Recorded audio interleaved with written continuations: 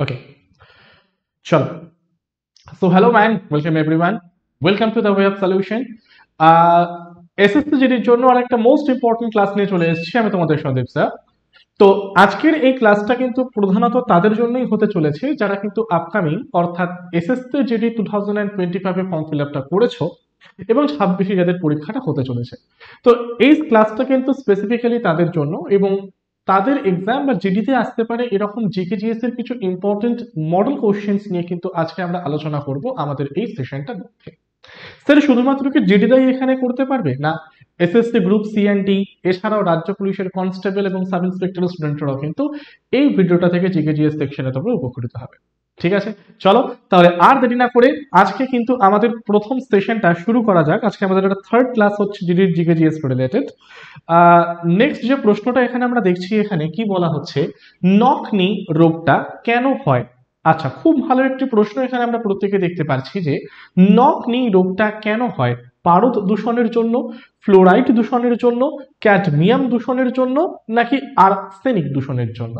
বলে fail, which one of the following is your correct answer. আমি একটু সরে যাচ্ছি স্ক্রিন থেকে, তোমরা এবারে প্রত্যেকে এটার অ্যান্সারটা দেওয়ার চেষ্টা করো। নকনি রোগ কেন হয়? নকনি রোগ কেন হয় বল, জলদি অ্যান্সার দিতে থাকো এবং প্রত্যেকে কিন্তু আমাকে কমেন্ট সেকশনে জানাবে আফটার দ্য ক্লাস যে আমাদের এখানে কিন্তু ঠিক কোন কোন জিনিসগুলো সঠিক হয়েছে। ঠিক আছে,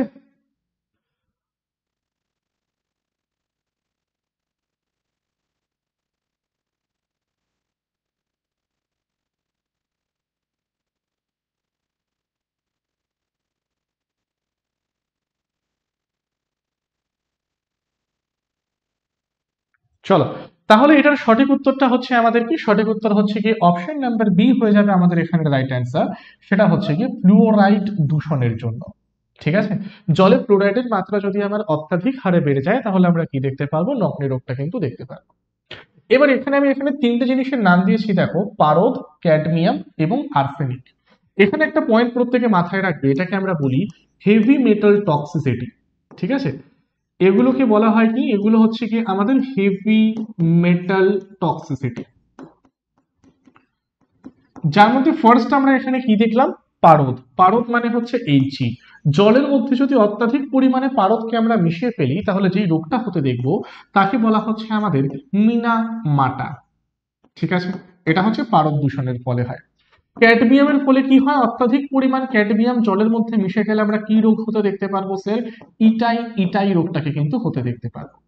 and last but not the least, আর্সেনিকের ফলে আমার কি হয়, ব্ল্যাক ফুড ডিজিজ কিন্তু হয়ে থাকে।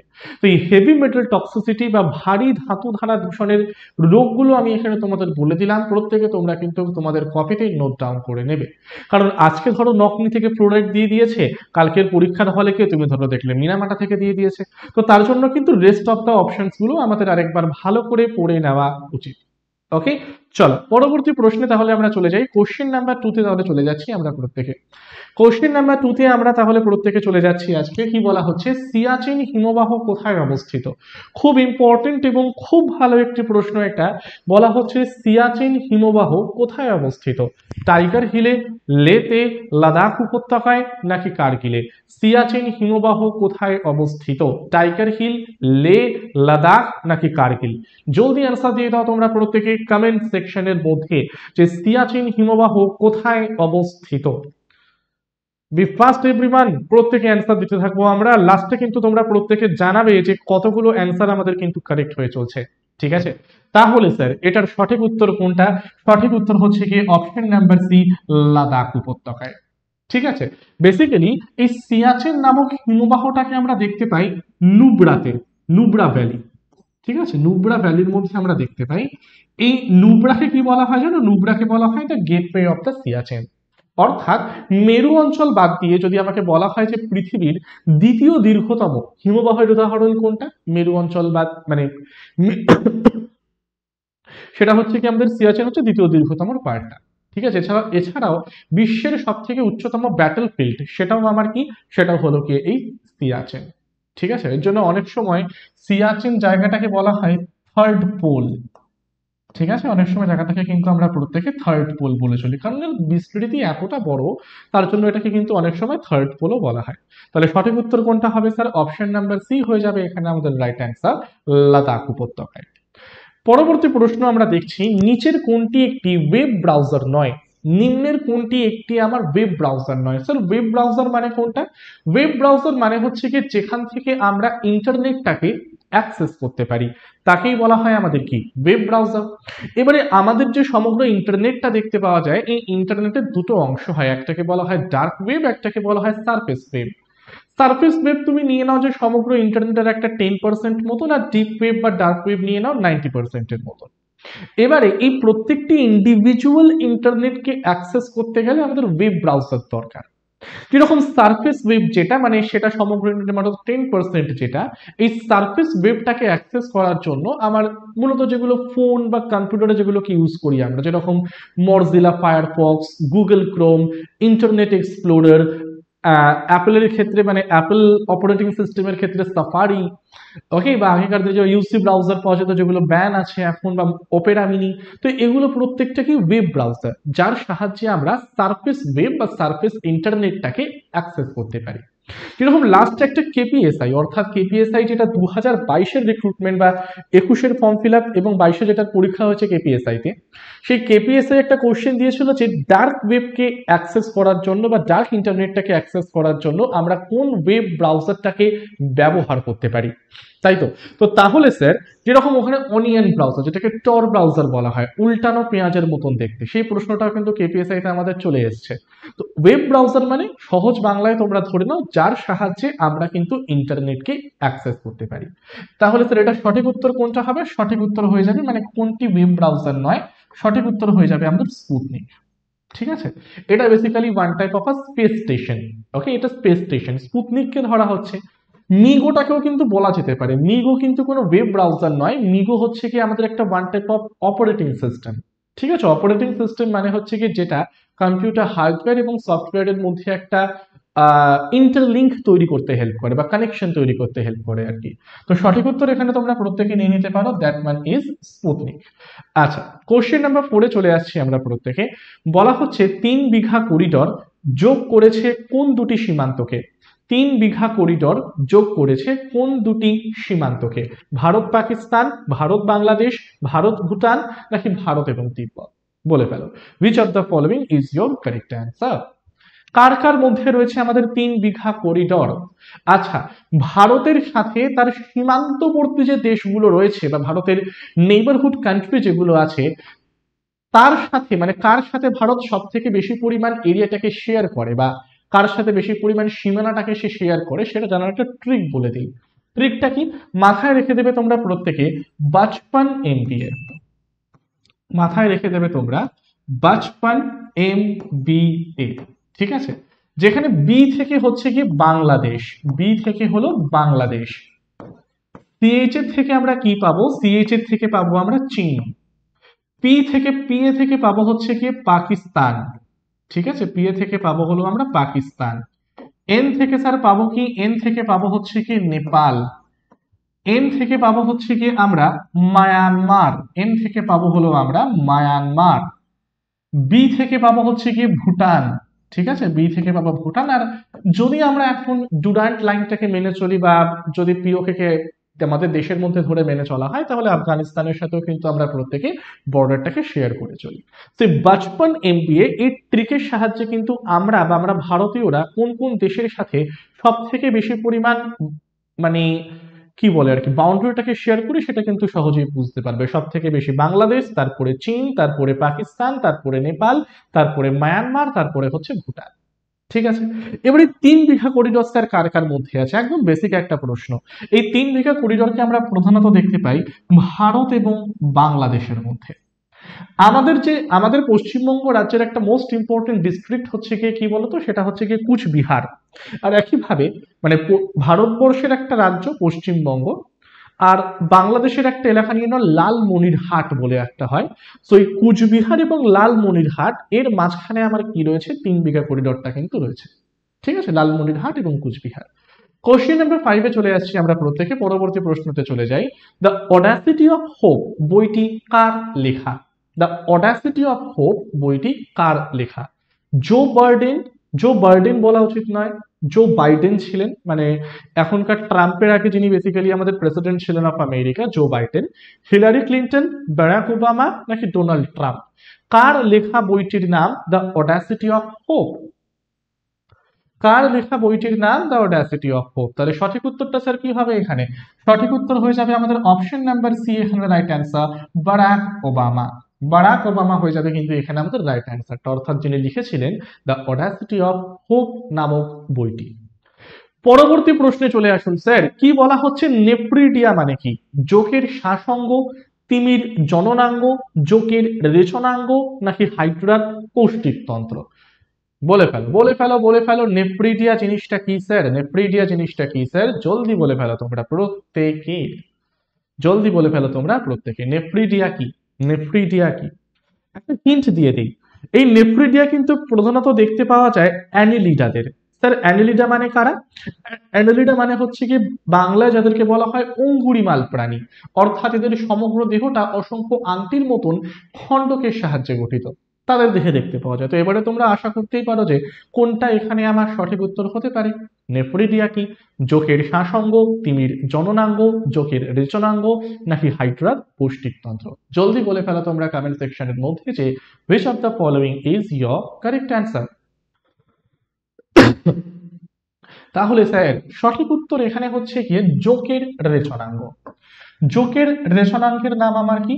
নেফ্রিড। শুধু জোক নয়, তুমি কেঁচো নিয়ে নাও, তাহলে রেচনাঙ্গের নামটা হচ্ছে কি নেফ্রিডিয়া। অর্থাৎ যাদের দেহটা বা যে সকল অমেরুদণ্ডী প্রাণীদের সমগ্র দেহটি আঙুলের মতন খণ্ডক দিয়ে তৈরি, যাদেরকে বাংলায় বলা হয় অঙ্গুরিমাল বা ইংলিশে যে ফাইলামটা আমরা ধরে চলি সেটা হচ্ছে অ্যানিলিডা, তাদের মধ্যে দেখতে পাওয়া যায় কি নেফ্রিডিয়াটা।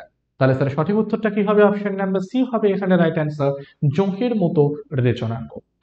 পরবর্তী প্রশ্নে আমরা চলে যাচ্ছি, বলা হচ্ছে হুয়ের নির্দেশিকা অর্থাৎ ওয়ার্ল্ড হেলথ অর্গানাইজেশনের নির্দেশিকা অনুসারে পানীয় জলে দ্রবীভূত অক্সিজেনের মাত্রা কত হওয়া উচিত?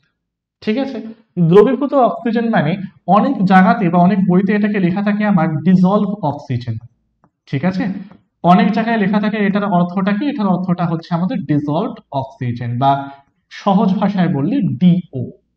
এবারে বলা হচ্ছে হুয়ের নির্দেশিকা অনুসারে পানীয় জলে দ্রবীভূত অক্সিজেনের মাত্রা কত হওয়া উচিত বা ডিজলভড অক্সিজেনের মাত্রা কত হওয়া উচিত? জলদি অ্যান্সার দাও কমেন্ট সেকশনের মধ্যে। 1 থেকে 2 নাকি 4 থেকে 6 নাকি 8 থেকে 10 নাকি 20 থেকে 25?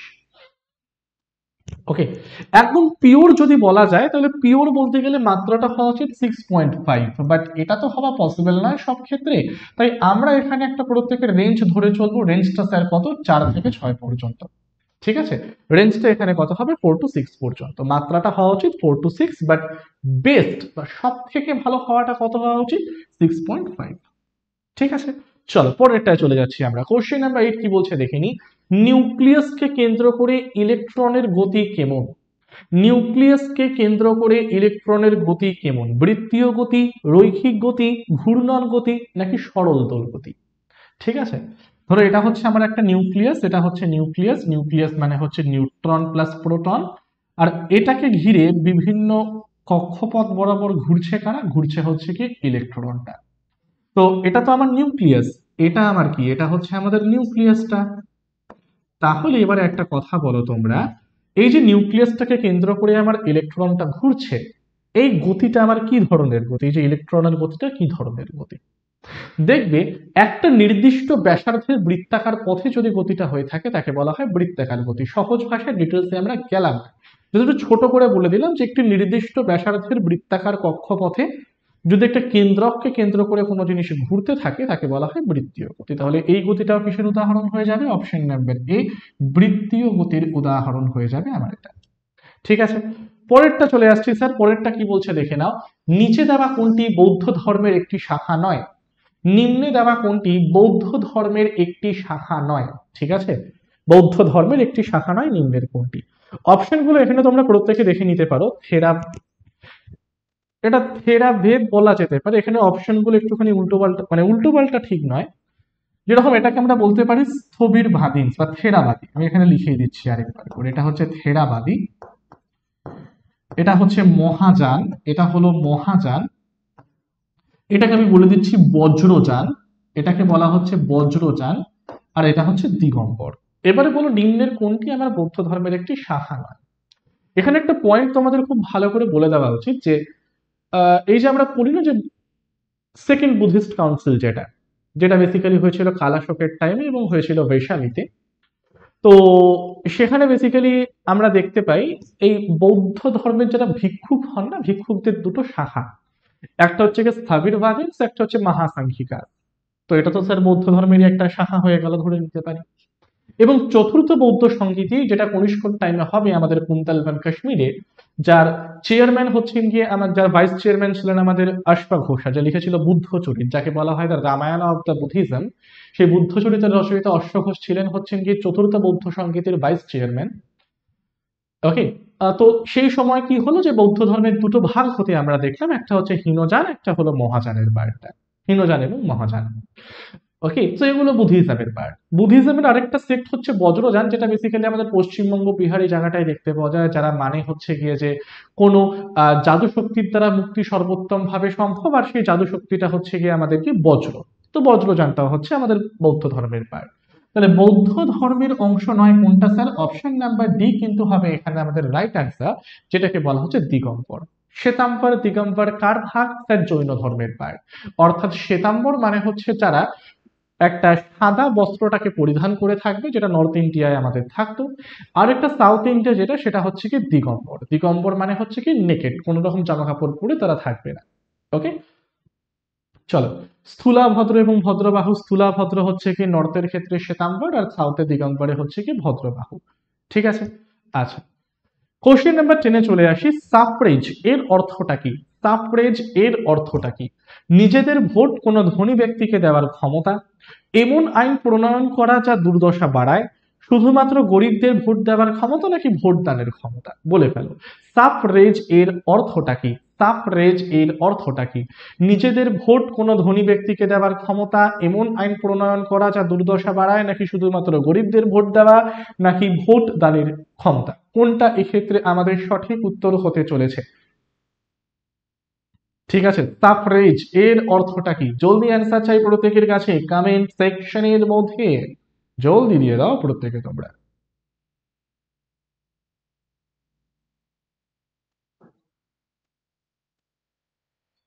ঠিক আছে, সাফরেজ এর অর্থটা কি? জলদি অ্যান্সার চাই কমেন্ট সেকশনের মধ্যে। তাহলে স্যার এটা সঠিক উত্তরটা হচ্ছে কি ভোট দানের ক্ষমতা। আগে বেসিক্যালি কাস্ট রিলিজিয়ান বেসড থাকতো, বাট এখন শুধুমাত্র ভোট দানের ক্ষমতাটাকেই আমরা কি নাম দিয়েছি? সাফরেজ নাম দিয়ে দিয়েছি। কোশ্চেন নাম্বার 11-এ চলে আসছে আমরা প্রত্যেকে। বলা হচ্ছে কোন বিদেশি রাজা প্রথম বৈষ্ণব ধর্ম গ্রহণ করেছিলেন? বলে ফেলো তোমরা। কোন বিদেশি রাজা সর্বপ্রথম বৈষ্ণব ধর্ম গ্রহণ করেন? মিনান্দার, আলেকজান্ডার, দারায়ুস, নাকি হেলিওডোরস?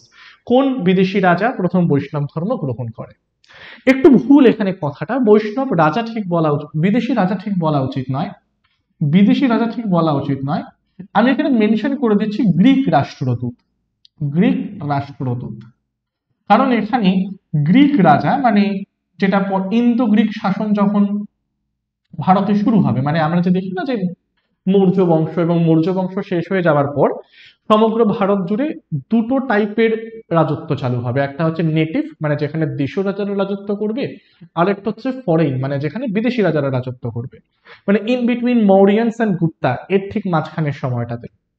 তো এই ফরেনদের মধ্যে ফার্স্ট আসবে হচ্ছে কি ইন্দো গ্রিক, যার মধ্যে সব থেকে বিখ্যাত শাসক ছিলেন মিনান্দার, যার রাজধানী হচ্ছে কি শিয়াল বা শাকালকোটে, মানে এখনকার দিনে সিয়ালকোট, যেটা পাকিস্তানে আর কি। তো তিনি বেসিক্যালি বৌদ্ধ ধর্ম গ্রহণ করবেন।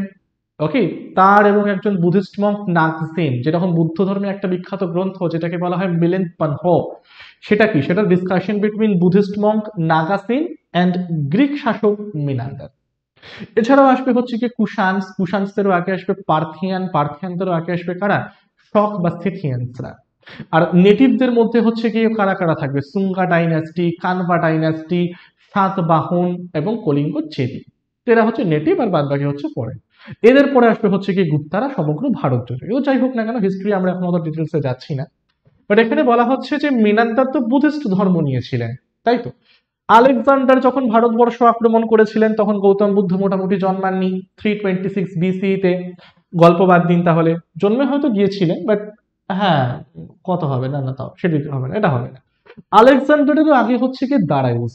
দারায়ুস হচ্ছে কি ভারতীয় উপমহাদেশে প্রথম আক্রমণকারী বিদেশি শাসক, ইরানীয় ছিলেন, মানে এদের যে বংশটা ছিল দারায়ুস, মানে ফার্স্টে হচ্ছে কুরুস বা সাইরাস, তার ছেলে আমাদের ক্যাম্বাইসেস, ক্যাম্বাইসেসের ছেলে হচ্ছে কি দারায়ুস ওয়ান। এরা হচ্ছে প্রত্যেকে আমাদের ইরানীয় সাম্রাজ্য থেকে ভারতবর্ষে অ্যাটাক করেছিল আর কি। ঠিক আছে। এই যে অশোকের একটা আমরা খুব জিনিস পড়ি না, যে ওই সকল প্রজাগণের পিতা বলতেন অশোক, তো এই সকল প্রজাগণের পিতা বা প্যারেন্টাল কিংশিপ, এই আইডিয়াটা সম্রাট অশোক নিয়েছিলেন কার থেকে? এই ইরানীয় শাসক বা অ্যাকুইনীয় শাসক দারায়ুস ওয়ানের কাছ থেকে। ঠিক আছে। এই দারায়ুস ওয়ানেরই তিনটে ইম্পর্টেন্ট লেখমালা আমরা পাবো: বেহিস্তান লেক, পার্সিপোলিস লেক, নকশে রুস্তম লেক। কার আমলে? দারায়ুস ওয়ানের টাইমে। এই নকশে রুস্তম লেখেই তোমরা ইন্ডিয়া বা হিন্দুস নামের উল্লেখ পাই।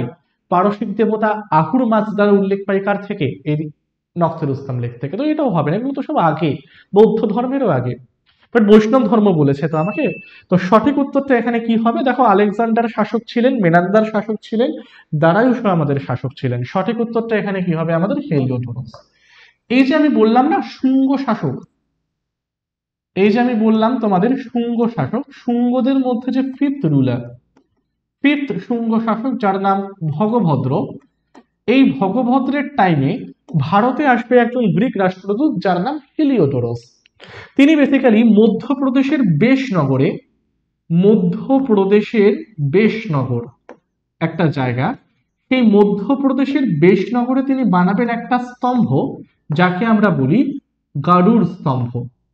এই গারুড় স্তম্ভটা তিনি বানাবেন ভগবান বিষ্ণুকে উপাসনা করে। তো বেসিক্যালি বৈষ্ণব ধর্ম গ্রহণ করবেন কি? হেলিওডোরস, একজন গ্রিক রাষ্ট্রদূত, কার আমলে এসেছিল? শুঙ্গ শাসক শুঙ্গ মানে ফিফথ সুঙ্গা রুলার ভগবতের টাইমে। আচ্ছা, পরবর্তী প্রশ্নে চলে আসছি। ডোলড্রাম বেল্ট কোথায় অবস্থিত? মেরু অঞ্চলের ট্রপিক অফ ক্যান্সার মানে কর্কট ক্রান্তি রেখা, ইকুয়েটরের কাছে বা যাকে বলা হয় নিরক্ষরেখা, ট্রপিক অফ ক্যাপ্রিকন বা যাকে বলা হয় আমাদের ইসের রেখার পার্টটা, মকর ক্রান্তি রেখার পার্টটা। বলে ফেল, ডোলড্রামস কোথায় দেখতে পাওয়া যায়? ডোলড্রামস বেল্ট, ডোলড্রামস বেল্ট আমরা প্রত্যেকেই কোথায় দেখতে পাই? বি ফার্স্ট এভরিওয়ান, কমেন্টের মধ্যে কিন্তু সকলকে জানাতে হবে আমাদের কটা ঠিক হলো স্যার।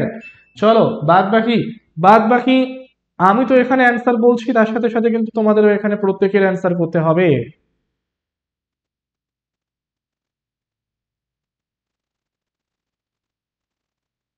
ঠিক আছে, চলো চলো চলো, বলে ফেলো প্রত্যেকে তোমরা।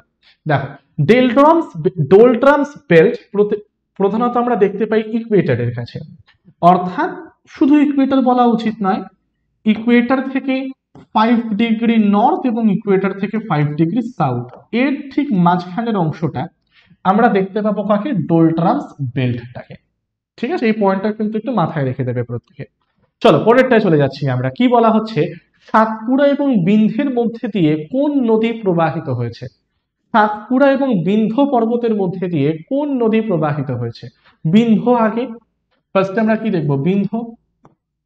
ঠিক আছে, ফার্স্ট আমরা কি দেখবো? ফার্স্ট আমরা দেখবো হচ্ছে কি বিন্ধ্য পর্বত, এর নিচেরটা হচ্ছে কি সাতপুরা, তাই তো। এবারে আমাকে বলছি বিন্ধ্য এবং সাতপুরা পর্বতের মধ্যে দিয়ে কোন নদীটা প্রবাহিত হয়েছে। দুটো পয়েন্ট মাথায় রাখবে, বিন্ধ্য পর্বত কিন্তু একটা ওয়াটার শেডের কাজ করে। কার কার মধ্যে ওয়াটার শেডের কাজ করে? গাঙ্গেয় অববাহিকা এবং নর্মদা নদীর মধ্যে। ঠিক আছে, তাহলে বিন্ধ্য এবং সাতপুরা এর মাঝখান দিয়ে কোন নদীটা বয়ে যাবে স্যার? নর্মদা বয়ে যাবে। অপশন নাম্বার বি হয়ে যাচ্ছে এখানে রাইট অ্যান্সার। আর এই নর্মদা আর আরেকটা নদী তুমি নিয়ে নাও, তাপি বা তাপ্তি। এই নর্মদা এবং তাপির মাঝখানে যে পর্বত শৃঙ্গটাকে আমরা দেখতে, যে পর্বতটাকে আমরা, পাহাড়টাকে আমরা দেখতে পারবো, তাকে বলা হবে সাতপুরা। ঠিক আছে, তাহলে বিন্ধ্য, নর্মদা, সাতপুরা এবং তাপি। বিন্ধ্য এবং সাতপুরার মাঝে রয়েছে নর্মদা, এবং নর্মদা এবং তাপি নদীর মাঝখানে যে পর্বতটা, পাহাড়টা আমার রয়েছে, তাকে বলছি আমরা সাতপুরাটা। ঠিক আছে, পরবর্তী প্রশ্নে যাওয়া যাক স্যার। কোশ্চেন নাম্বার 14, নিচে দেওয়া কোন হরমোনটিকে এমার্জেন্সি হরমোন বলা হয়? নিচে দেওয়া কোন হরমোনটিকে এমার্জেন্সি হরমোন বলা হয়? কমেন্টের মধ্যে তোমরা কিন্তু প্রত্যেকে এখানে অ্যান্সারটাকে দিয়ে দাও। নিচে দেওয়া কোন হরমোনটিকে এমার্জেন্সি হরমোন বলা হয়? ইনসুলিন, ভেসোপ্রেসিন, থাইরক্সিন নাকি অ্যাড্রেনালিন? জলদি অ্যান্সার চাই প্রত্যেকের কাছে আমি কমেন্ট সেকশনের মধ্যে। নিচে দেওয়া কোন হরমোনটিকে স্যার এমার্জেন্সি হরমোন বলা হয়? ইনসুলিন, ভেসোপ্রেসিন, থাইরক্সিন নাকি অ্যাড্রেনালিন? তাহলে তাহলে তাহলে কোনটা সঠিক উত্তর হতে চলেছে এখানে আমাদের? তাহলে সঠিক উত্তরটা এখানে কি হবে স্যার? এমার্জেন্সি হরমোন মানে অ্যাড্রেনালিন। ঠিক আছে, যেই হরমোনটাকে অনেক ক্ষেত্রে আবার পিএফ হরমোনও কিন্তু বলা হয়। ইনসুলিন বের করে হচ্ছে অগ্নাশয়, অগ্নাশয়ের আইলেটস অফ ল্যাঙ্গারহ্যান্স তার বিটা কোষ থেকে বেরোয় হচ্ছে ইনসুলিন, যার কাজ হচ্ছে কি রক্ত শর্করার মাত্রাটাকে কমিয়ে দেওয়া। ভেসোপ্রেসিন বেরোয় হচ্ছে কি পশ্চাৎ পিটুইটারি, অর্থাৎ যাকে বলা হয় আমাদের নিউরো হাইপোফাইসিস থেকে, যার কাজটা কি জলে দেহে জলের মাত্রাটাকে নিয়ন্ত্রণ করা। যদি এডিএইচ বা এই ভেসোপ্রেসিনেরই অন্য নাম হচ্ছে এটিএইচ, অ্যান্টি ডাইইউরেটিক হরমোন, এই হরমোনের পরিমাণটা যদি কমে যায় তাহলে কি হবে? আমাদের বহুমূত্র দেখতে পারবো, অর্থাৎ যেটাকে বলি আমরা ডায়াবেটিস ইনসিপিডাসের পার্টটা। থাইরক্সিন হচ্ছে কি T4, যেটা হচ্ছে আমাদের থাইরয়েড গ্রন্থি থেকে ক্ষরিত হয়। আর অ্যাড্রেনালিন, এই যে আমরা দুটো কিডনি দেখতে পাই না, যে কিডনি দেখতে পাই না, কিডনি, এটা হচ্ছে একটা কিডনি, এটা হচ্ছে আরেকটা কিডনি। ওকে, এভাবে রেচন তন্ত্রটা আমাদের তৈরি হয়। এটা হচ্ছে 1 নাম্বার কিডনি, এটা 2 নাম্বার কিডনি। তো এই প্রত্যেকটা কিডনির ঠিক মাথায় এরকম ত্রিভুজাকার করে একটা গ্রন্থি দৃশ্যমান, যে গ্রন্থিটাকে বলা হয় অ্যাডরেনাল গ্রন্থি। এবার এই অ্যাড্রেনাল গ্রন্থির বাইরের পার্টটাকে বলা হয় কর্টেক্স। এই কর্টেক্স থেকে আমার দুটো হরমোন বেরোয়, মানে অ্যাড্রেনাল কর্টেক্স থেকে আমার দুটো হরমোন বেরোয়, যার মধ্যে একটাকে বলা হয় অ্যাড্রেনালিন, আরেকটাকে বলা হয় নর অ্যাড্রেনালিন। তো এদেরকেই আমরা কি বলি? এমার্জেন্সি হরমোন বলে চলি। তাহলে সঠিক উত্তরটা কি হবে স্যার? অপশন নাম্বার ডি হয়ে যাবে আমাদের রাইট অ্যান্সার। আচ্ছা, পরবর্তী প্রশ্ন, কোন জলপথের জন্য আন্দামান এবং নিকোবর দ্বীপ বিচ্ছিন্ন? কোন জলপথের জন্য আন্দামান এবং নিকোবর দ্বীপ বিচ্ছিন্ন? নিকোবর দ্বীপপুঞ্জ নাকি 10 ডিগ্রি চ্যানেল নাকি আন্দামান সাগর নাকি 8 ডিগ্রি চ্যানেল? 8 ডিগ্রি চ্যানেল হবে না, 8 ডিগ্রি চ্যানেল আমি বলে দিচ্ছি তোমাদের, এটা হচ্ছে ওই লাক্ষাদ্বীপ এবং মালদ্বীপের মধ্যে, বেসিক্যালি লাক্ষাদ্বীপের মিনিকয় থেকে মালদ্বীপের মধ্যে। 8 ডিগ্রি হবে না। তো এখানে একটা মাত্র উত্তরই আমার হতে পারে, সেটা হচ্ছে 10 ডিগ্রি চ্যানেল। 10 ডিগ্রি চ্যানেল হচ্ছে কি রাইট অ্যান্সার, যেটা কিন্তু প্রধানত আন্দামান এবং নিকোবর দ্বীপপুঞ্জকে একে অপরের থেকে বিচ্ছিন্ন করে চলছে। ঠিক আছে, ইন্দোনেশিয়ার সুমাত্রা, ওখানেও একটা চ্যানেল দেখতে পাওয়া যায় গ্রেট চ্যানেলের মতন। তাহলে সঠিক উত্তর হচ্ছে এটা। আচ্ছা, এখানে একটা ইম্পর্টেন্ট অ্যানাউন্সমেন্ট করে দিই, তোমরা প্রত্যেকেই এখানে হয়তো অ্যান্সার করছো এবং জানাবে আমাকে কমেন্টের মধ্যে কার কত অ্যান্সার হয়েছে। তার আগে জাস্ট একটু সকলের জন্য আমার অ্যানাউন্সমেন্ট আছে, যারা যারা তোমরা 2025-এ এসএসসি যদি ফর্ম ফিল আপ করে নিয়েছো বা করবে ভাবছো বা পরীক্ষাটা দেবে ভাবছো 2026-এ, তাদের জন্য কিন্তু আমরা দ্য ওয়ে অফ সলিউশন এবং টিডব্লিউএস একাডেমির পক্ষ থেকে নিয়ে চলে এসেছি এসএসসি ফাউন্ডেশন ব্যাচ। এই ফাউন্ডেশন ব্যাচে কি স্যার শুধুমাত্র আমাদের এমসিকিউ করানো হবে? না ভাই, এখানে এমসিকিউর কোনো কনসেপ্টই আমাদের নেই। এখানে কিন্তু আমরা প্রধানত অধ্যায় ভিত্তিক থিওরি ক্লাসগুলো করব। স্যার এই অধ্যায় ভিত্তিক থিওরি ক্লাস মানে কোনটা? মানে প্রত্যেকটি সাবজেক্টের প্রত্যেকটি চ্যাপ্টার ওয়াইজ এখানে তোমাদের থিওরি পড়ানো হবে, তার সাথে রিলেটেড কি কি এক্সপেক্টেড কোশ্চেন্স আছে সেগুলোও তোমরা জানতে পারবে। লাইভ ক্লাস, কোনো রেকর্ডেড ভার্সন নয়, হ্যাঁ, বাট ধরো তুমি লাইভটাকে দেখতে পারলে না, সেই লাইভের রেকর্ডেড ভার্সনটাও আমাদের অ্যাপের মধ্যে কিন্তু তুমি পেয়ে যাচ্ছ। এছাড়াও সোম থেকে শনি প্রতিদিন ক্লাস, প্রতিটি ক্লাসের পিডিএফ তো আছেই, তার সাথে পেয়ে যাচ্ছ ফ্রি টেস্ট সিরিজ। আলাদা করে পারচেস করার কোনো দরকার নেই, ফ্রি টেস্ট সিরিজ তোমরা এখানে পেয়ে যাচ্ছ। ঠিক আছে, আর এই কোর্সের সম্বন্ধে আরো ডিটেলস জানতে তোমরা কিন্তু আমাদের অফিসিয়াল নাম্বারে একবার প্রত্যেকে কল করে নিতে পারো। চলো পরবর্তী প্রশ্নে আমরা চলে আসছি, লোহিত সাগর কিসের উদাহরণ? সরি, লোহিত সাগর কিসের উদাহরণ? লোহিত সাগর কিসের উদাহরণ?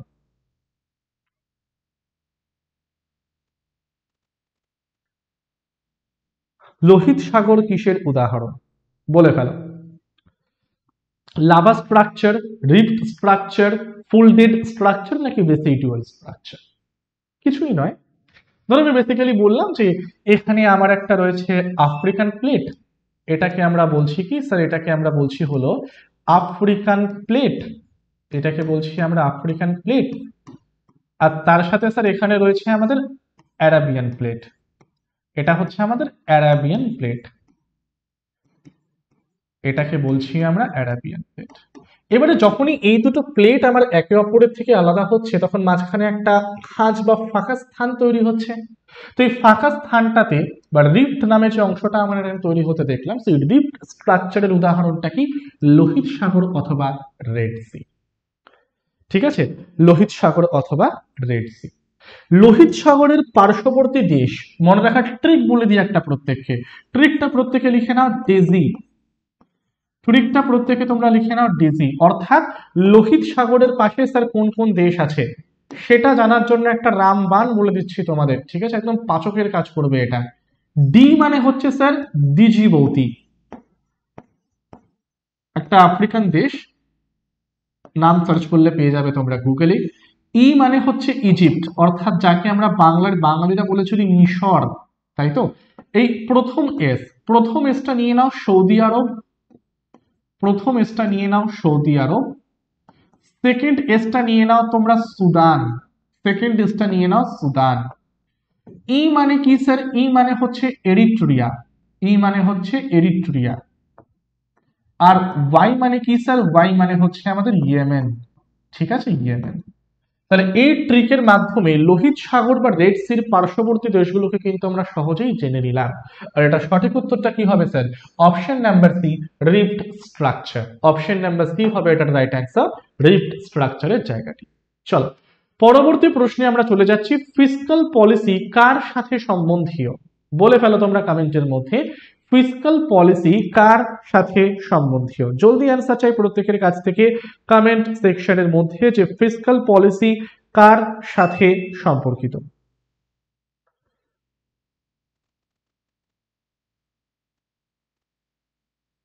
ঠিক আছে,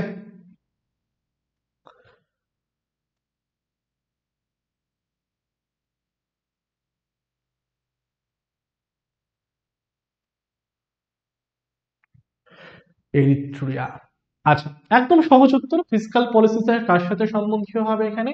অপশন নাম্বার এ হচ্ছে আমাদের রাইট অ্যান্সার, রাজস্ব এবং খরচ। অপশন নাম্বার এ হয়ে যাবে এখানে আমাদের রাইট অ্যান্সার, রাজস্ব এবং খরচের জায়গাটি। চলো নেক্সট বলছে, উত্তরপ্রদেশে অযোধ্যা কিষাণ সভা বা অবধ কিষাণ সভা কে প্রতিষ্ঠা করেন? উত্তরপ্রদেশে অবধ কিষাণ সভা কে প্রতিষ্ঠা করেন বা অযোধ্যা কিষাণ সভা কে প্রতিষ্ঠা করেন উত্তরপ্রদেশে? জলদি অ্যান্সার চাই কমেন্টের মধ্যে। তো এই অযোধ্যা কিষাণ সভা এটাকে প্রতিষ্ঠা করা হয় 1920 সাল নাগাদ। মূল প্রতিষ্ঠাতা হলেন বাবা রামচন্দ্র। ঠিক আছে, বাট মানে মেন আর কি যিনি ভূমিকা নেবেন এই অবধ কিষাণ সভা বা অযোধ্যা কিষাণ সভা প্রতিষ্ঠাতে, তিনি হচ্ছেন আমাদের জওয়াহরলাল নেহেরু। ঠিক আছে, অপশন নাম্বার এ হচ্ছে right answer, Jawaharlal Nehru. Jawaharlal Nehru, JLN sir. পরবর্তী প্রশ্নে চলে যাচ্ছি আমরা। কি বলছে? পয়েন্ট ক্যালিমিয়ার রামসর স্থানটি কোথায় অবস্থিত? পয়েন্ট ক্যালিমিয়ার রামসর স্থানটি কোথায় অবস্থিত? মধ্যপ্রদেশ, গোয়া, তামিলনাড়ু নাকি পাঞ্জাব? পয়েন্ট ক্যামিলিয়ার রামসর স্থানটি কোথায় অবস্থিত? পয়েন্ট ক্যামিলিয়ার রামসর স্থানটি কোথায় অবস্থিত? মধ্যপ্রদেশ, গোয়া, তামিলনাড়ু নাকি পাঞ্জাব? কোনটা এক্ষেত্রে আমাদের সঠিক উত্তর হতে চলেছে? So the right answer is option number C, Tamil Nadu. Right অ্যান্সারটা কি স্যার? অপশন নাম্বার সি হয়ে যাবে আমাদের right answer, Tamil Nadu. Question number 20 তে চলে আসছি আমরা। বলা হচ্ছে যে মাতৃভাষায় সংবাদপত্র আইন কত সালে ঘোষণা করা হয়? মাতৃভাষায় সংবাদপত্র আইন কত সালে ঘোষণা করা হয়? অনেকে এটা আবার বুঝতে পারছে না, আমি একটু সহজ ভাষায় বলে দিই। এই মাতৃভাষায় সংবাদপত্র আইনটাকে বেসিক্যালি আমরা বইপত্র যেরকম পড়ে থাকি সেটাকে বলা হয় ভার্নাকুলার প্রেস অ্যাক্ট। ঠিক আছে, ভার্নাকুলার মানে হচ্ছে মাতৃভাষা, প্রেস মানে হচ্ছে সংবাদপত্র আইন। মাতৃভাষায় সংবাদপত্র আইন বা ভার্নাকুলার প্রেস অ্যাক্ট। এটা এটা এটা কবে করা হলো? কবে করা হলো? আচ্ছা, কার আমলে হয়েছিল এটা? এটা হচ্ছে ভাইসরয় লর্ড লিটনের টাইমে হয়েছিল। Viceroy Lord Liton. ঠিক আছে, ভাইসরয় লর্ড লিটনের টাইমে আমরা কি হতে দেখলাম? যে মাতৃভাষায় সংবাদপত্র আইন বা ভার্নাকুলার প্রেস অ্যাক্টটাকে হতে দেখলাম। আর সঠিক উত্তরটা এখানে কি হবে? অপশন নাম্বার বি, সালটা আমার হয়ে যাবে 1878 সাল। ঠিক আছে, চলো পরেরটায় যাওয়া যাক। Mahatma Gandhi marine national park ভারতের কোথায় অবস্থিত? Mahatma Gandhi marine national park ভারতের কোথায় অবস্থিত? কোচি, দিল্লি, মহারাষ্ট্র নাকি Andaman? Mahatma Gandhi marine national park ভারতের কোথায় অবস্থিত? জলদি অ্যান্সার চাই কমেন্টের মধ্যে। কোচি, দিল্লি, মহারাষ্ট্র নাকি আন্দামান? জলদি অ্যান্সার চাই স্যার, জলদি অ্যান্সার চাই। তাহলে স্যার এটা সঠিক উত্তরটা কি হবে? সঠিক উত্তরটা হয়ে যাবে আমাদের অপশন নাম্বার ডি, এখানে রাইট অ্যান্সার আন্দামান। আন্দামানে আমরা কি দেখতে পাই? মহাত্মা গান্ধী মেরিন ন্যাশনাল পার্কটাকে কিন্তু দেখতে পাই কোথায় স্যার? আন্দামানের মধ্যে। ঠিক আছে, পরেরটা যাওয়া যাক কোশ্চেন নাম্বার 22। নিচের কোন শহরে ভূমি সংস্কার গবেষণাগার আছে? নিচের কোন শহরে ভূমি সংস্কার গবেষণাগার আছে? জলদি অ্যান্সার দাও কমেন্টের মধ্যে। জি স্যার, নিচের কোন শহরে ভূমি সংস্কার গবেষণাগার আছে?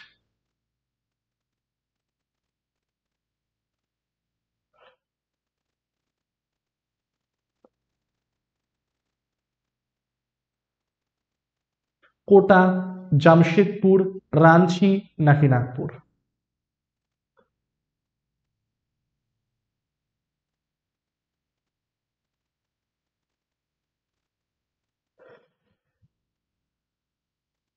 ওকে, সো তাহলে এটা সঠিক উত্তরটা কি হবে? সঠিক উত্তরটা হয়ে যাবে আমাদের নাগপুর। সঠিক উত্তরটা হয়ে যাবে আমাদের Nagpur. Option number D, Nagpur হচ্ছে গিয়ে কিন্তু এখানে আমাদের রাইট অ্যান্সারটা। 23 নম্বর প্রশ্নে চলে আসছি। বলা হচ্ছে যে নিচের কোনটি তরল পদার্থের সাধারণ ধর্ম প্রকাশ করে না? নিম্নের কোনটি তরল পদার্থের সাধারণ ধর্মটা প্রকাশ করে না? প্লবতা, সান্দ্রতা, পৃষ্ঠটান নাকি স্থিতিস্থাপকতা? প্লবতা মানে সেই বুয়াংশ যেটাকে বলা হয়, অর্থাৎ তুমি জলের মধ্যে যতটা পরিমাণকে ডোবাবে ঠিক ততটা পরিমাণ জল সেই পাত্র থেকে বাইরে বেরিয়ে পড়বে। আমি ছোট্ট করে বললাম, এতটাও ইজি নয়। আবার প্লবতার আবার 3টে ভাগ আছে, কতটা ডুববে তার উপর ডিপেন্ড করে। সো প্লবতা। সান্দ্রতা মানে কি? সান্দ্রতা মানে হচ্ছে কি যদি কোনো তরল পদার্থ তার মধ্যে ঘর্ষণ বলটাকে অনুভব করে তাকেই আমরা সান্দ্রতা বা ভিসকসিটি বলে চলি। পাতি বাংলায় কিছুই নয়। ধরো এটার মধ্যে আমার একটা জল রয়েছে, তাই তো? এবার আমি জলটাকে দেখো এভাবে ফেলছি, যদি ফেলি জলটাকে আমি, জলটা কিন্তু সরাসরি গড়িয়ে পড়বে, তাই তো? এটা যদি মধুকে উল্টে ফেলি তাহলে মধুকে এরকম জলের মতন গড়ে পড়বে না, এরকম লেয়ার করতে করতে করতে করতে মধুটা পড়বে। তার মানে কি মধুর মধ্যে সান্দ্রতা বর্তমান, তাই তো? তাহলে সান্দ্রতা মানে হলো সহজ ভাষায় ধরে নাও যদি কোনো তরল পদার্থ তার নিজের মধ্যে কোনো ঘর্ষণ বলটাকে অনুভব করে, কারণ আমরা কঠিনেই ঘর্ষণ বলটা দেখি, তো এটা হচ্ছে সেম ব্যাপারটা। পৃষ্ঠটান মানে হচ্ছে কি সারফেস টেনশন। ওকে, যেরকম মশা বা কোনো পোকামাকড় দেখবে জলের মধ্যে মানে কি হেঁটে বেড়াতে পারে না। আর এটা স্থিতিস্থাপকতা, ইলাস্টিসিটি, অর্থাৎ কোনো কঠিন পদার্থকে টেনে আমি বড় করলাম, পদার্থটা ঠিক আগের অবস্থায় ফেরত চলে এলো। তো স্থিতিস্থাপকতার জায়গাটি। তো এটা শুধুমাত্র কঠিন পদার্থের ক্ষেত্রেই দৃশ্যমান। তাহলে সঠিক উত্তরটা কি হবে? অপশন নাম্বার ডি হয়ে যাবে আমাদের রাইট অ্যান্সার, স্থিতিস্থাপকতা। ঠিক আছে, পরেরটা বলছি কোশ্চেন নাম্বার 24। ভারতের কোন রাজ্যে প্রথম বিশেষ অর্থনৈতিক অঞ্চল গঠিত হয়? ভারতের কোন রাজ্যে প্রথম বিশেষ অর্থনৈতিক অঞ্চল গঠিত হয়? বিশেষ অর্থনৈতিক অঞ্চল স্যার সহজ ভাষায় জানবো আমরা SEZ, অর্থাৎ স্পেশাল ইকোনমিক জোন। অর্থাৎ কি জানবো স্যার? Special economic zone. ঠিক আছে, স্পেশাল ইকোনমিক জোন। তো স্পেশাল ইকোনমিক জোন, এটার ইন্ট্রোডাকশন বা এটার ফ্যামিলিয়ার হয়েছিল আমাদের 2000 সালে, এবং শুরু হয়েছিল কোথায়? কান্ডালাতে। কান্ডালা স্যার কোথায়? কান্ডালা হচ্ছে গুজরাটে। তাহলে সঠিক উত্তর অপশন নাম্বার বি হবে আমাদের রাইট অ্যান্সার, গুজরাট। ঠিক আছে, পরেরটায় চলে আসছি আমরা কোশ্চেন নাম্বার 25-এ চলে আসি। কার্লাইল সার্কুলার কবে জারি করা হয়? কার্লাইল সার্কুলার কবে জারি করা হয়? কবে জারি করা হয় কার্লাইল সার্কুলার? দেখো, কার্লাইল সার্কুলার যখন জারি করা হয়েছিল না, তখন বেসিক্যালি বঙ্গভঙ্গ রদের টাইমটা না, হ্যাঁ ওই রকমই আর কি হয়েছিল। আমার আমার সেটা আমি জাস্ট বলছি, তখন মানে ছোট লাটের নামটা ঠিক মনে নেই। কিন্তু তৎকালীন বাংলার বা তৎকালীন বঙ্গদেশের যিনি আর কি মুখ্য সচিব ছিলেন বা চিফ কমিশনার, তিনি বেসিক্যালি, তার নাম ছিল কার্লাইল। তিনি বেসিক্যালি এটাকে ইন্ট্রোডাকশন করেন একটা সার্কুলারকে, এবং সেটা হচ্ছে গিয়ে 22শে অক্টোবর 1905 সাল। 22 অক্টোবর 1905 সাল কার্লাইল চালু করেছিলেন। কার্লাইল কি ছিলেন? তৎকালীন বঙ্গের বা তৎকালীন বঙ্গ ডিভিশন বা বেঙ্গল ডিভিশনের তিনি চিফ কমিশনার ছিলেন, মুখ্য সচিব বা চিফ সেক্রেটারিও বলতে পারো, যাই না কেন মোটামুটি মুখ্য সচিব টাইপের তিনি একটা ছিলেন। ওকে, তো 22শে অক্টোবর 1905। 26 নম্বর প্রশ্নে চলে আসছি, রাজ্য পুনর্গঠন কমিশন কবে গঠিত হয়? রাজ্য পুনর্গঠন কমিশন কবে গঠিত হয়? কমেন্টের মধ্যে তোমরা রাইট অ্যান্সার জানাবে। 1956, 1962, 1947 নাকি 1972?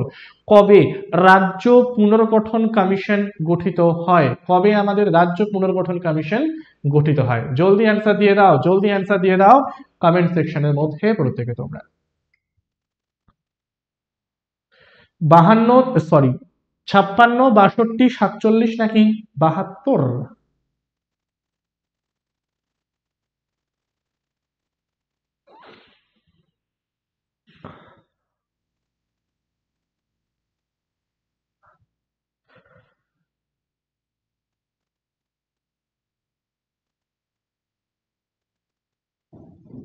ঠিক আছে, চলো। তো বেসিক্যালি এটা রিলেটেড যে কমিশনটা ছিল, কমিশনটা আমাদের 52-53 মধ্যেই তৈরি হয়ে গিয়েছিল 1900, বাট কাজ শুরু করেছিল তারা কবে? 1956 থেকে। অনেক জায়গায় লেখা থাকে যেন আরেকবার এবছর এনটিপিসি থেকে কোশ্চেনটা দিয়েছিল, যেটা 1953 নিয়েছে এনটিপিসি। ঠিক আছে, এনটিপিসি সালটা নিয়েছে 1953, মানে এই রাজ্য পুনর্গঠন কমিশনটা তৈরি হয়েছিল 1953 সালেই, বাট এটা ফার্স্ট কার্যকর হওয়া শুরু হয় যে সালটা থেকে, সেটা হচ্ছে 1956টা। তো সেই হিসেবে 56টাও ঠিক বা 53, আমি দুটোই তোমাদের এখানে বলে দিলাম। ঠিক আছে, তৈরি করা হয়েছিল 53তে, কাজ করা শুরু করেছিল 56তে, রাজ্য পুনর্গঠন কমিশনটা। আচ্ছা, 27-এর একটা মোস্ট ইম্পর্টেন্ট, খেচুপুর, না না শুধু, আচ্ছা এখানে একটু স্পেলিংটা ভুল আছে, এটা খেচিও পালড়ি হবে। ঠিক আছে, খেচিও পালড়ি হ্রদ, স্পেলিংটা এখানে একটু ভুল আছে, স্পেলিংটা এখানে একটু ভুল আছে। নামটা দেখে নাও, খেচিও পালড়ি নামক বিখ্যাত হ্রদটি ভারতের কোন রাজ্যে অবস্থিত? খেচিও পালড়ি, খেচিও পালড়ি নামে বিখ্যাত হ্রদটি ভারতের কোন রাজ্যে অবস্থিত? নাগাল্যান্ড, মহারাষ্ট্র, ত্রিপুরা নাকি সিকিম? খেচিও পালড়ি নামক বিখ্যাত হ্রদটি ভারতের কোন রাজ্যে অবস্থিত? নাগাল্যান্ড, মহারাষ্ট্র, ত্রিপুরা নাকি সিকিম? ওকে, তাহলে এটার সঠিক উত্তরটা হয়ে যাবে option number D, option number D Sikkim হয়ে যাবে কিন্তু এক্ষেত্রে আমাদের রাইট অ্যান্সারটা। 28 নম্বর প্রশ্নটা এখানে আমরা দেখে নেব, কার্গিল যুদ্ধে কোন পঞ্চবার্ষিকী পরিকল্পনায় ঘটেছিল, বা কার্গিল যুদ্ধ কোন পঞ্চবার্ষিকী পরিকল্পনায় ঘটেছিল? কার্গিল যুদ্ধ কোন পঞ্চবার্ষিকী পরিকল্পনায় ঘটেছিল? বলে ফেলো। একটা ইম্পর্টেন্ট পয়েন্ট বলে দিই এখানে, থার্ড 5 ইয়ার প্ল্যানিং বা যেটাকে আমরা তৃতীয় পঞ্চবার্ষিকী পরিকল্পনা বলি, থার্ড 5 ইয়ার প্ল্যান বা যেটাকে আমরা তৃতীয় পঞ্চবার্ষিকী পরিকল্পনা বলি, এই তৃতীয় পঞ্চবার্ষিকী পরিকল্পনা অনুযায়ী মানে টাইমের সময় আমার দুটো যুদ্ধ হয়েছিল। 1962-তে হয়েছিল ভারত চীন যুদ্ধ, আর 1965-তে হয়েছিল ভারত পাকিস্তান যুদ্ধ। ঠিক আছে, তো এটা কিন্তু থার্ড 5 ইয়ার প্ল্যানিং, মানে একমাত্র 5 ইয়ার প্ল্যানিং যেখানে আমাদের দেশ দুটো বড় যুদ্ধের সম্মুখীন কিন্তু হয়েছিল তারা। এবার এখানে একটা পয়েন্ট মাথায় রাখবে তোমরা প্রত্যেকে, কার্গিল যুদ্ধ কিন্তু কোনো পঞ্চবার্ষিকী পরিকল্পনার টাইমে ঘটেনি, এটা 1999 নাগাদ ঘটেছিল যেটা। ঠিক আছে, মানে বেসিক্যালি যখন 8th 5 ইয়ার প্ল্যানিং আর 9th 5 ইয়ার প্ল্যানিং এর ঠিক মাঝখানে অষ্টম পঞ্চবার্ষিকী পরিকল্পনা এবং নবম পঞ্চবার্ষিকী পরিকল্পনা, এই দুই পরিকল্পনার মাঝের সময়টায় ঘটেছিল আমাদের কার্গিল যুদ্ধটা। ঠিক আছে, তাহলে সঠিক উত্তর এখানে অষ্টম থেকে নবমের মাঝখানে হওয়া উচিত ছিল, বাট নবমটা নিয়ে নিতে পারি আমরা প্রত্যেকে। ঠিক আছে, তাহলে কার্গিল যুদ্ধ কোন পঞ্চবার্ষিকী পরিকল্পনায় ঘটেছিল? সঠিক উত্তরটা আমরা কি জানবো এখানে নবম করলেও, অষ্টম এবং নবম পঞ্চবার্ষিকী পরিকল্পনার ঠিক মাঝামাঝি সময়। পরবর্তী প্রশ্ন এখানে দিয়েছে, ভারতবর্ষে পরিবার পরিকল্পনা কবে থেকে চালু করা হয়েছিল? ভারতবর্ষে পরিবার পরিকল্পনা প্রকল্প কবে থেকে চালু করা হয়েছিল? ভারতবর্ষে পরিবার পরিকল্পনা প্রকল্প কবে থেকে চালু করা হয়েছিল? 1960, 1958, 1952 নাকি 1950? Which of the following is our correct answer? জলদি বলে ফেলো তোমরা প্রত্যেকে। তাহলে এটার সঠিক উত্তরটা হয়ে যাবে স্যার 1952। 1952 কিন্তু হয়ে যাবে আমাদের এখানে রাইট অ্যান্সারটা। কোশ্চেন নাম্বার 30 চলে আসছি আমরা প্রত্যেকে। কি বলা হচ্ছে, কত সালে মাইক্রোসফট প্রতিষ্ঠিত হয়? কত সালে মাইক্রোসফট প্রতিষ্ঠিত হয়? বিল গেটস, তাই তো? আরেকজন ছিলেন Tom Allen, I think Paul Allen নাহলে টম অ্যালেন, কিছু একটা হবে, আমার সামনে নাম ঠিক মনে হয়, অ্যালেন বলে কিছু একজন ছিলেন। বিল গেটসের সাথে তিনি মিলে তৈরি করেছিলেন আমাদের কি, তৈরি করেছিলেন হচ্ছে কি আমাদের এই মাইক্রোসফটটাকে, সফটওয়্যার কোম্পানি। মাইক্রোসফট কত সালে প্রতিষ্ঠিত হয়? 1971, 1973, 1975 নাকি 1978? মাইক্রোসফট কত সালে প্রতিষ্ঠিত হয়? মাইক্রোসফট কত সালে প্রতিষ্ঠিত হয়? অ্যান্সার দিয়ে দাও প্রত্যেকেই কমেন্ট সেকশনের মধ্যে। তাহলে সঠিক উত্তরটা কি হবে স্যার?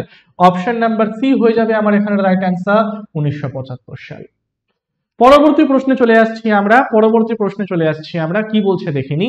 ডিভিসি কবে স্থাপিত হয়? বাহ, নামটা তো খুব চেনা না আমাদের। তাহলে ডিভিসি কবে প্রতিষ্ঠিত হয় বলে ফেলো এবারে তোমরা প্রত্যেকে। ডিভিসি কবে প্রতিষ্ঠিত হয় বলে ফেলো। দামোদর ভ্যালি কর্পোরেশন বা ডিভিসি।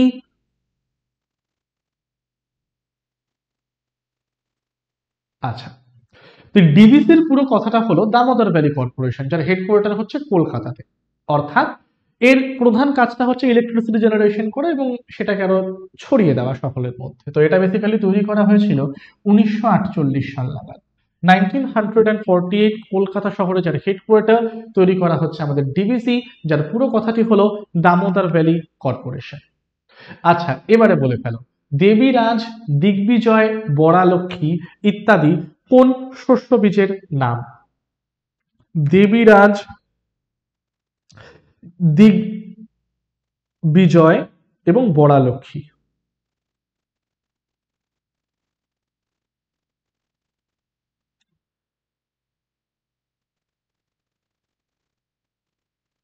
ওকে, সো দেবীরাজ, দিগ্বিজয়, বরালক্ষ্মী ইত্যাদি কোন শস্য বীজের নাম? ধান, গম, তুলা নাকি পাট? ধান, গম, তুলা নাকি পাট? ঠিক আছে, তাহলে স্যার সঠিক উত্তরটা এখানে কি হবে? সঠিক উত্তরটা হয়ে যাবে আমাদের option number, option number C, তুলা, কটন। ঠিক আছে, কটন, কটন হবে right answer, option number C. আচ্ছা, প্রশ্ন নম্বর 33, অ্যালগাল ব্লুম কি? অ্যালগাল ব্লুম কি? ধাতু ঘটিত জলদূষণ, শৈবালজাত জলদূষণ, তেজস্ক্রিয় পদার্থের দূষণ নাকি কোনোটিই নয়? অ্যালগাল ব্লুম কি? অ্যালগাল ব্লুম কি?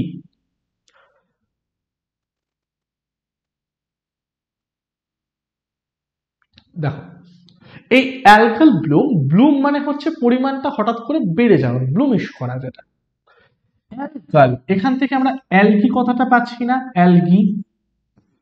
অ্যালকি মানে কি? সব থেকে অনুন্নত উদ্ভিদ যারা বা প্ল্যান্ট কিংডমের সব থেকে সামনে যারা পড়ে, অর্থাৎ বাংলায় যাদেরকে বলি আমরা শৈবাল। যেরকম জলজ শৈবাল কারা কারা হয়? বেশিরভাগটা তো জলজ হয় তারা, মানে পুরোটাই জলজ হয় তারা। যেরকম আমাদের ক্লামাইডোমোনাস হয়ে গেল, ভলবক্স হয়ে গেল, এগুলো প্রত্যেকটা শৈবালের উদাহরণ। তাহলে যদি আমার কোনো জলাশয়ে হঠাৎ করে শৈবালের পরিমাণটা স্বাভাবিকের থেকে বেশি হয়ে যায় বা বেশি পরিমাণে বৃদ্ধি প্রাপ্ত হয়, তখন তাকে আমরা কি বলি? অ্যালগাল ব্লুম বলে চলি। তাহলে সঠিক উত্তরটা কি স্যার? অপশন নাম্বার বি হবে রাইট অ্যান্সার আমাদের, শৈবালজাত জলদূষণ। ঠিক আছে, পরেরটায় যাই স্যার তাহলে, বলে ফেলো, ব্লু লাইন কোন দুটি দেশকে বিভক্ত করেছে? ব্লু লাইন কোন দুটি দেশকে বিভক্ত করেছে?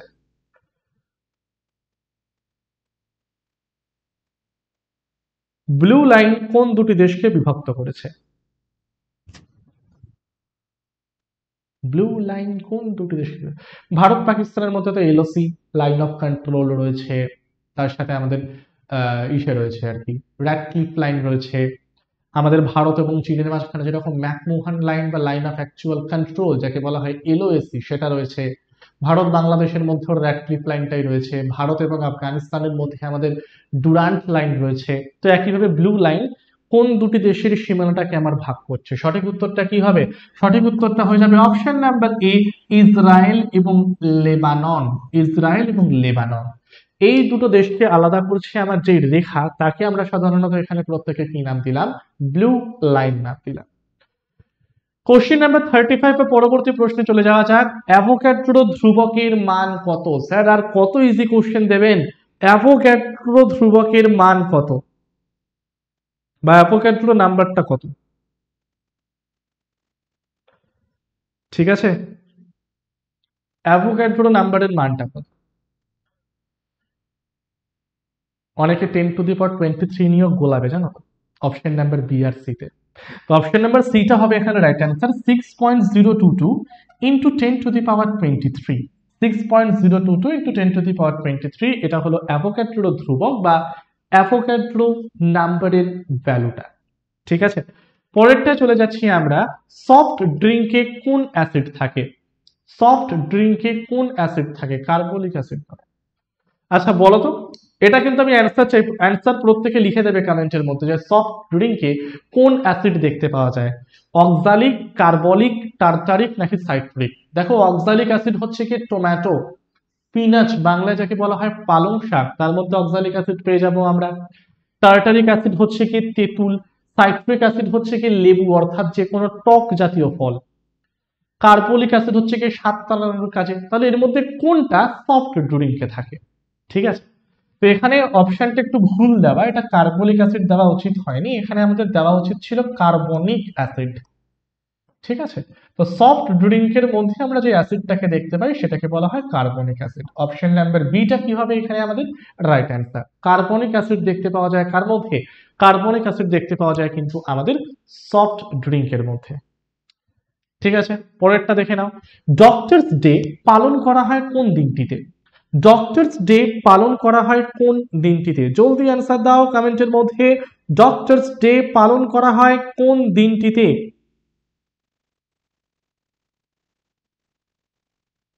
ডক্টরস ডে পালন করা হয় কোন দিনটিতে? 1 জুলাই, 2 জুলাই, 3 জুলাই নাকি 1 মে? এত ঘোরালে থোড়ি হয়, সব জুলাই জুলাই দিয়ে দিয়েছে।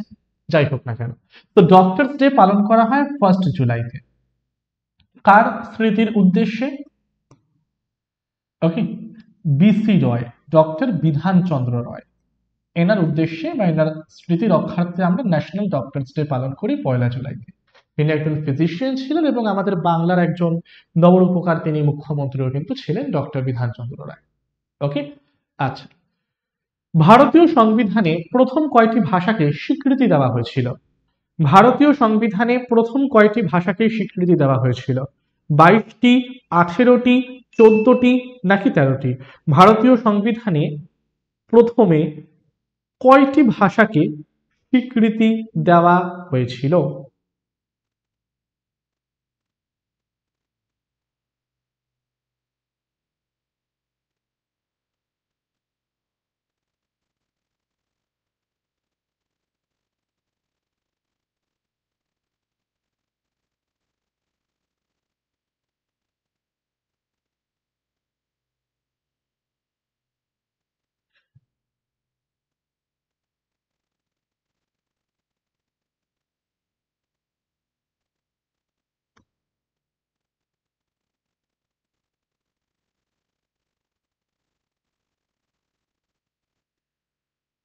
চলো, কি হবে এটা?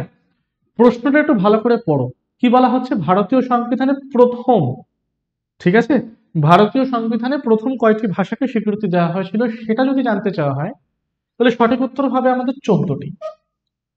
কিন্তু বর্তমানে যদি আমরা দেখি তাহলে 22টি। বর্তমানে 22টি ভাষার স্বীকৃতি দেওয়া আছে, আর আগে যখন সংবিধান লেখা হয়েছিল তখন 14টি ভাষাকে কিন্তু স্বীকৃতি দেওয়া হয়েছিল।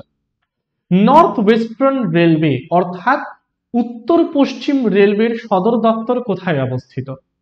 উত্তর পশ্চিম রেলওয়ের সদর দপ্তর কোথায় অবস্থিত? বা north western railway, north western railway বা উত্তর পশ্চিম রেলওয়ের সদর দপ্তর কোথায় অবস্থিত?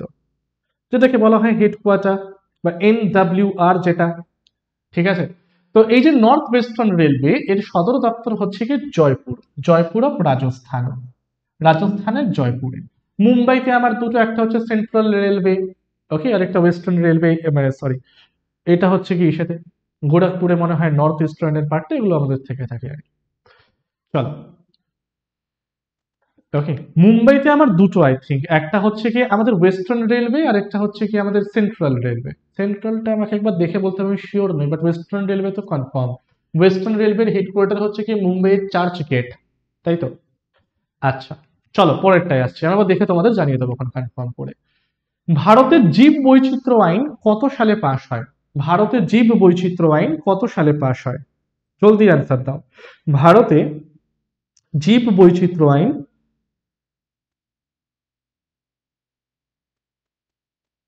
কত সালে পাশ হয়? ভারতের জীব বৈচিত্র্য আইন কত সালে পাশ হয়?